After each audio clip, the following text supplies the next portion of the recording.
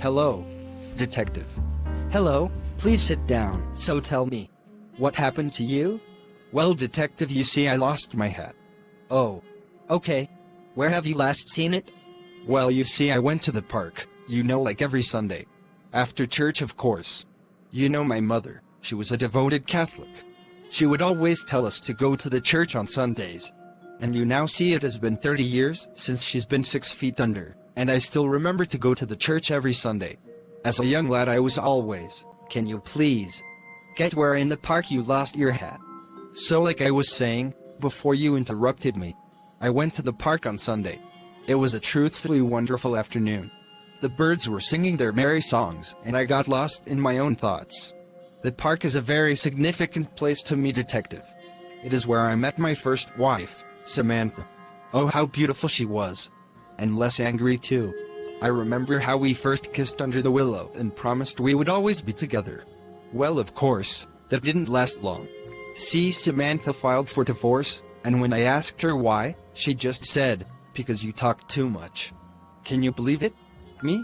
What a joke. But to be fair, our divorce was really a blessing in disguise. Because if we hadn't divorced, I wouldn't have met my second, third and fourth wife. I think myself very lucky to have been blessed with so many lovely women in my life. Even if these relationships didn't usually last more than 6 months.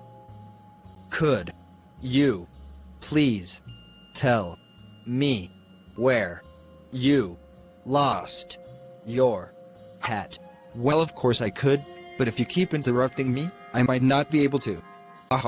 So like I was saying, I went to the park on Sunday. I decided to head to my favorite park bench. It is my favorite park bench, because it is under a huge oak tree, so one can stay cold even on the hottest days of the year. It also has quite a lovely view of the pond. I used to feed the local ducks, but I had to stop. One time I decided to have a lunch at the park. I brought a sandwich that my third wife made me.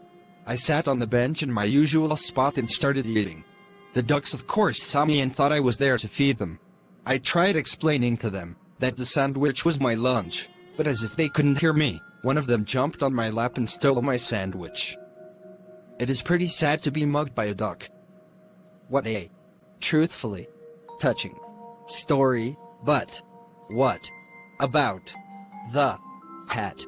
So as I was walking up to my favorite park bench, I saw a lady walking towards me. As a 70 years young gentleman, I of course took off my hat and bowed to her. As she passed, I attempted to put my hat back on.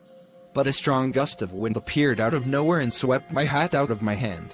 Thankfully it didn't travel far, but it landed in the most inconvenient of places. In a huge puddle. The hat wasn't very wet, but wet enough, where I of course couldn't put it back on my head, so I carried it in my hand. So I traveled with my wet hat in hand to the park bench. I saw a small sliver of a light seeping through the trees a little way from the bench, and so I placed my hat there so it could dry out. It couldn't have been more than 2 meters away from me.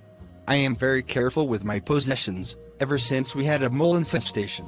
You see, one faithful morning I have decided to eat my dill. It was quite chilly that day, and so I put on my jacket, took my hoe and headed to the garden. I was happily eating my garden for roughly 2 hours, after which I wanted to go home and make myself a nice, warm cup of tea. But as I was reaching into my pocket, I realized that I lost my key. You see, detective, our doors lock automatically, so you always need a key to open them. Frantic, of course, I looked in every single one of my pockets, then I searched the whole garden, but the keys were nowhere to be found. At one moment I thought I was going to freeze to death, but luckily my fourth wife's lover forgot his glasses at our house. He fortunately had a key on him, so nothing bad happened. Well, not until the next morning, that is. We discovered that our prized possessions were missing. I at once knew that it has been the work of moles. Those little rascals stole my gardening equipment in the past, so one of them had to steal my key. We of course changed the locks, and I cemented the whole garden so there is no way they can dig their little molly hills.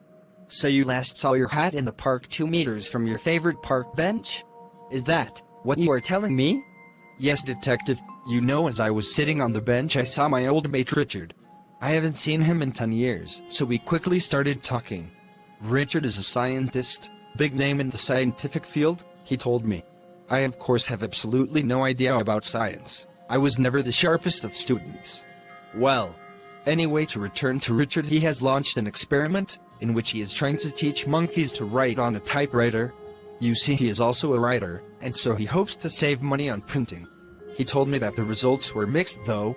Some monkeys mastered the typewriter in no time, but others really struggle and make spelling mistakes. So the hat disappeared when you were talking to Richard?